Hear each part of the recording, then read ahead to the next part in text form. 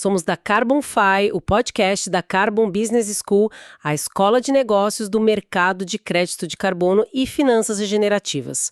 Olá e bem-vindos a mais uma análise. Hoje a gente vai mergulhar numa história que, olha, parece ficção científica, mas está acontecendo agora e pode mudar completamente as regras do jogo para quem vende online. É verdade. A base da nossa conversa hoje é um dossiê bem crítico da Carbonfy. Exato. E ele expõe como uma ferramenta de inteligência artificial da Amazon está criando uma crise silenciosa, mas assim, devastadora para os vendedores da plataforma. Nossa missão aqui é simples: dissecar o que está acontecendo, por que isso é um precedente tão perigoso e, claro, quais as lições para qualquer negócio que opera nessas plataformas, né? Sem dúvida. Para começar, vamos tentar visualizar a cena. Imagine só. Você tem um negócio, uma marca que construiu, sabe, com muito esforço, e todo o seu estoque, o ativo da sua empresa, tá lá nos armazéns da Amazon. Sei. Aí você acorda numa segunda-feira, abre o seu painel de vendedor e descobre que 80% dos seus produtos foram vendidos no fim de semana. Nossa! Por 1/5 do preço, e o pior, você não autorizou, não foi consultada, a decisão não veio de uma pessoa. Veio de um algoritmo. E esse é o ponto de partida que muda tudo. O diagnóstico central do dossiê é que isso não é um bug, sabe? Não é um simples erro de sistema. Não é um acaso, então? De forma alguma. É a consequência direta do que a fonte chama de uma profunda crise de agência. Crise de agência. Ok, vamos traduzir isso. Soa como algo, sei lá, de um livro de administração. Parece, mas na prática é bem simples. O que isso significa no dia a dia do vendedor? No direito, na economia, quando você contrata alguém para agir em seu nome, você é o principal e essa pessoa é o agente. Certo, como um corretor de imóveis. Exatamente. Você contrata um agente para vender sua casa pelo melhor preço possível. Esse é o seu interesse. O que o dossiê revela é que a Amazon, que age como esse agente logístico e de vendas, está quebrando essa relação de confiança. Ela não está mais jogando no time do vendedor. Não mais. Em vez de maximizar o resultado para o vendedor, o principal dela, ela está otimizando para si mesma. O objetivo dela virou liberar espaço nos armazéns, que são superlotados, o mais rápido possível E gerar taxas de transação, claro. Isso. Não importa a que custo para o dono do produto. Entendi.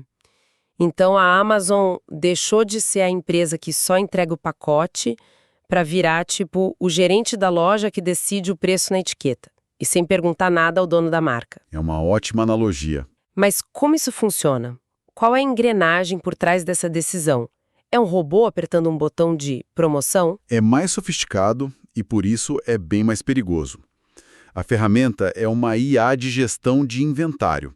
Ela não foi criada para ser má. Ela foi criada para ser eficiente, brutalmente eficiente. Ela monitora milhões de produtos em tempo real, analisando duas coisas principais: o giro de estoque, ou seja, a velocidade de venda, E o custo de armazenagem, o espaço que ele ocupa no galpão. Exato.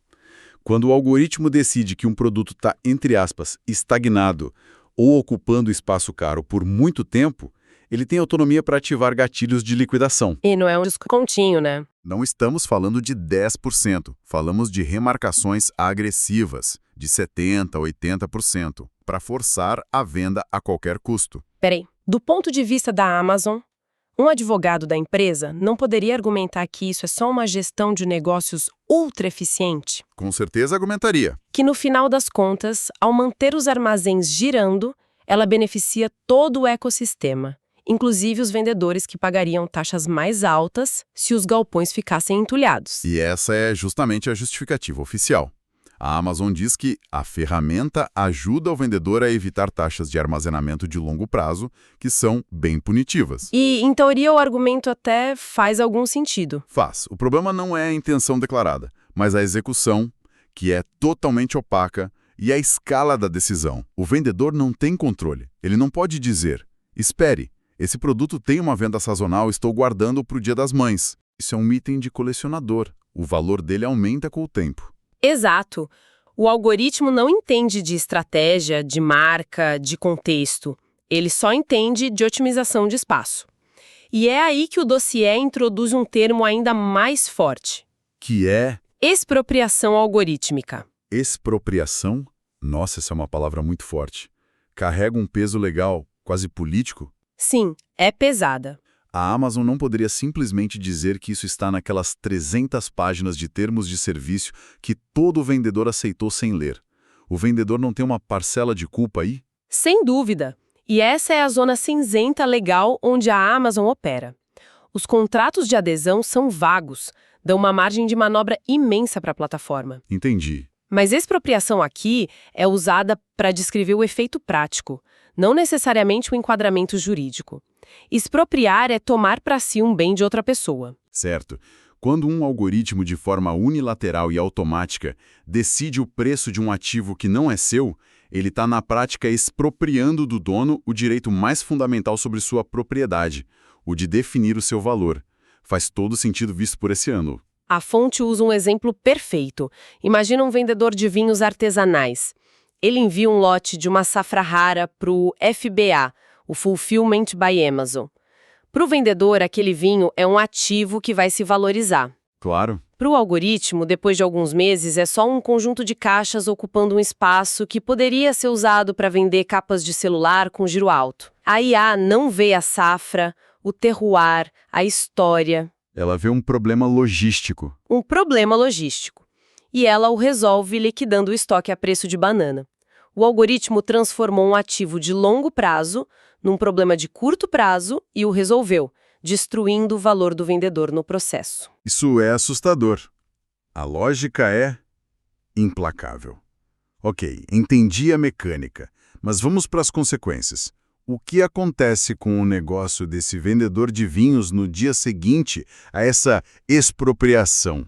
Qual o efeito cascata? O primeiro efeito é a quebra total do que o dossiê chama de contrato social do marketplace. O acordo de cavalheiros. Isso. A promessa, ainda que implícita, sempre foi: a Amazon oferece a vitrine, a audiência e a logística.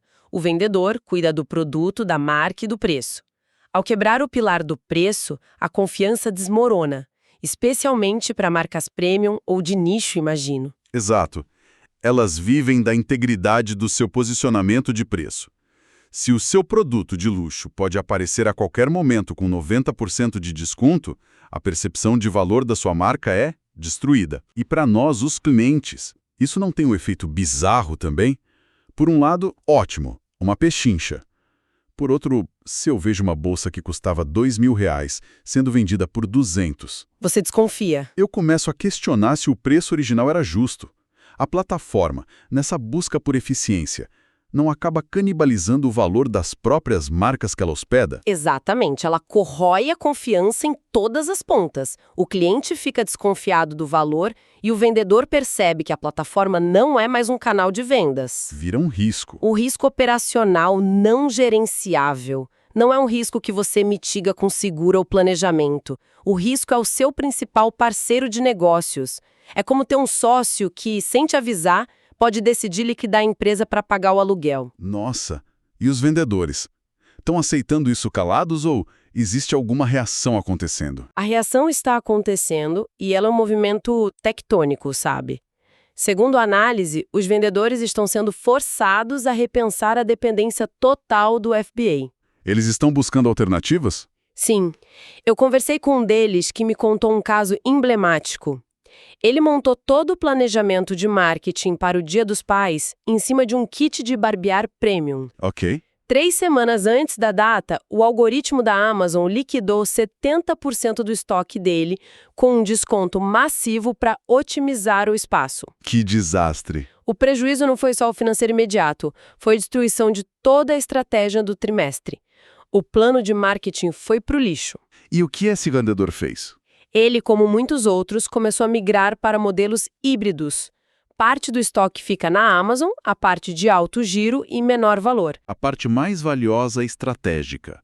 Ele puxou para um galpão próprio, usando o que eles chamam de Fulfillment by Merchant. E aqui está o ponto mais revelador. Ele sabe que o frete por conta própria é mais caro e a entrega talvez um pouco mais lenta, mas ele está disposto a pagar esse preço. Ele está disposto a pagar esse preço para ter de volta uma coisa: a soberania do estoque. O controle sobre o próprio ativo voltou a ser mais valioso do que a conveniência da plataforma. É uma troca consciente de eficiência por segurança. Essa história toda parece um problema distante, algo do mercado americano. Como a gente sempre faz aqui, vamos trazer isso para o Brasil. Isso é um aviso prévio para nós. Olha, eu diria que não é um aviso prévio, é um alerta de presente.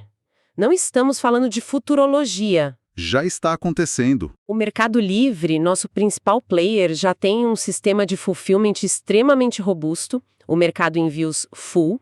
A Amazon e a Shopee estão investindo bilhões em logística aqui. A infraestrutura já existe. Exato. Essas plataformas já usam algoritmos para gerenciar tudo. A pergunta que o vendedor brasileiro precisa se fazer hoje, agora, é: ao clicar em aceito nos termos do full, quais permissões eu já concedi sobre meu estoque e meus preços? Será que uma ferramenta similar já não opera em silêncio por aqui? Talvez de forma menos agressiva, por enquanto? É bem possível. É uma ótima pergunta. E isso me leva à estratégia. Qual é a lição prática para uma empreendedora brasileira que ouve isso e vende, ou pensa em vender, nesses marketplaces? A lição é dura, mas é essencial. A automação da plataforma não joga no seu time, ela joga no time da plataforma. Os objetivos são diferentes, completamente diferentes. O marketplace quer maximizar o GMV, o valor total transacionado, porque a comissão dele sai daí. Vender 1.000 produtos a R$10 ou 100 produtos a R$100, para o GMV dá no mesmo. Mas para o vendedor que precisa de lucro, a diferença é abissal. Exato. O objetivo dele é o bottom line, o lucro líquido. Então, quando a plataforma oferece ferramentas de otimização automática de preço, frete ou publicidade, é preciso ter um pé atrás. Não é só aceitar tudo de olhos fechados. De jeito nenhum. Ativar tudo sem critério é terceirizar a gestão do seu negócio para um robô que tem outros interesses. Além da estratégia de negócio, isso deve ter implicações legais enormes. Um caso desse se explodisse no Brasil, se sustentaria legalmente? Qual seria o argumento contra a plataforma? Com certeza acionaria debates em várias frentes. No CAD, nosso Conselho de Defesa Econômica, a discussão seria sobre abuso de posição dominante. Certo. Uma plataforma que detém uma fatia tão grande do mercado pode impor condições que sufocam a atividade dos parceiros. A outra frente seria o debate sobre o princípio constitucional da livre iniciativa. Faz sentido. O dossiê formula a pergunta-chave. Uma empresa privada pode intervir diretamente na formação de preços de terceiros, que são empresas independentes, sem ferir esse princípio? Não tem uma resposta fácil, mas a briga seria grande. Então, para amarrar tudo, o resumo da ópera, segundo a fonte, é que isso não é um acidente de percurso, não é um bug a ser corrigido. Exatamente. A conclusão do dossiê é contundente. A ferramenta não é um bug, é uma feature, uma característica intencional do que se convencionou chamar de capitalismo de vigilância. É o sistema funcionando como foi projetado. Perfeito. Priorizando a lógica da plataforma, acima de tudo. O que isso sinaliza é um futuro onde a eficiência algorítmica se sobrepõe a conceitos que a gente considerava sagrados, como o direito de propriedade e a autonomia de um negócio. A lógica da otimização tem mais peso do que o direito do dono do produto. Esse é o resumo. A mensagem final para o varejista é, então, brutalmente simples. Na casa da Amazon, o estoque pode até ser seu, mas as regras e agora o preço são deles. Pois é, e isso nos deixa com uma reflexão final que vai muito além do e-commerce. A gente fica pensando, se hoje um algoritmo pode redefinir o valor de um produto físico guardado num depósito, qual será o próximo ativo? Amanhã pode ser um algoritmo decidindo o valor do aluguel de um apartamento no Airbnb ou o preço de uma corrida no Uber, não com base na oferta e demanda, mas na meta de eficiência da plataforma. É um pensamento preocupante. A pergunta que fica é: quem é responsável por estabelecer os limites éticos e legais para essa nova e tão concentrada forma de poder? Nós somos da CarbonFi, o podcast da Carbon Business School, a escola de negócios do mercado de crédito de carbono e finanças regenerativas. E para mais conteúdo sobre o mercado de crédito de carbono, siga a CarbonFi para se manter sempre atualizada.